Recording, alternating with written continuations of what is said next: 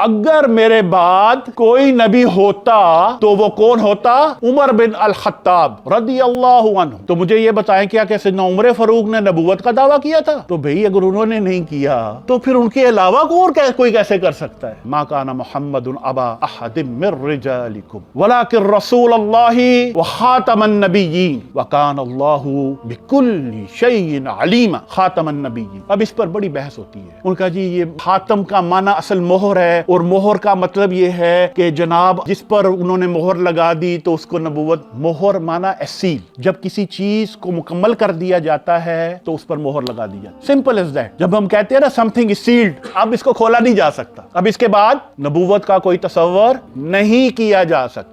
حدیث پر آ جائے تو آپ صلی اللہ علیہ وسلم نے فرمایا کہ میرے بعد 30 کذاب آئیں گے، جھوٹے نبوت کا دعویٰ کرنے والے، اور پھر آپ کیا فرماتے ہیں؟ آپ فرماتے ہیں انا خاتم النبیین لا نبی بعدی۔ بھئی اس میں بھی کوئی شک و شبہ ہے آپ کو کہ میں ہی خاتم النبیین ہوں اور میرے بعد کوئی نبی نہیں ہے، اینڈ آف سٹوری۔ یہ ایک روایت نہیں ہے، یہ متعدد روایات ہیں۔ اور پھر آپ صلی اللہ علیہ وسلم فرماتے ہیں لو کان بعدی نبی لکان عمر بن الخطاب۔ اگر میرے بعد کوئی نبی ہوتا تو وہ کون ہوتا؟ عمر بن الخطاب۔ ہفتہ وار لیکچر میں شرکت کے لیے اپنے قریبی برہانیہ کے سینٹر میں تشریف لائیں۔